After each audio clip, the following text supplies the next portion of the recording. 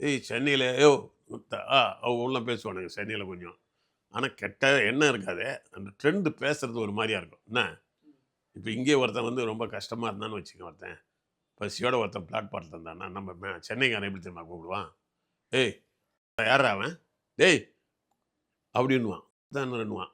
அவன் படுத்து "ஏச்சி எழுந்திரு" அப்படின்னுவான். அவன பார்த்துட்டு அப்படியே கால அழுத்துவான். அப்படியே எழுந்திருப்பான். எழுந்தோனே, "என்ன இங்க படுத்துட்டு இருக்கிற?" "இல்லங்க பசி." "அப்படியா? வாய திறந்து சொல்றா நாயே!" அப்படின்னு "ஏய் வாடா, டேய் கூப்பிடு. டேய் மச்சான் அங்க வா. இந்தா அவருக்கு ஒரு 2 இட்லி வாங்கி குடுன்னு" காசு குடுத்துட்டு போவான்.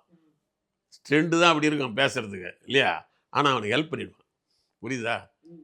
ஆனா, அதனால மெட்ராஸ்ல வந்து ஒரு லோக்கல் ஒரு லாங்குவேஜ் மாரி இருக்கும். ஆனா ரொம்ப ஹெல்பிங் டெண்டன்சி உள்ளவனுங்க அவனுங்க.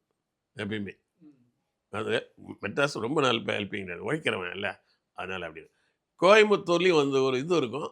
கொஞ்சம் அப்படி அப்படி ஒரு படிச்ச மாரி இருப்பாங்க. ஆனாலும் கூட இந்த பண்பாட்டு ட்ரெஸ்ஸு அது இது அந்த நம்ம சமுதாயத்துக்குள்ள குலம், கோத்திரம் அதில கொஞ்சம் ரொம்ப கவனம் செலுத்துவாங்க.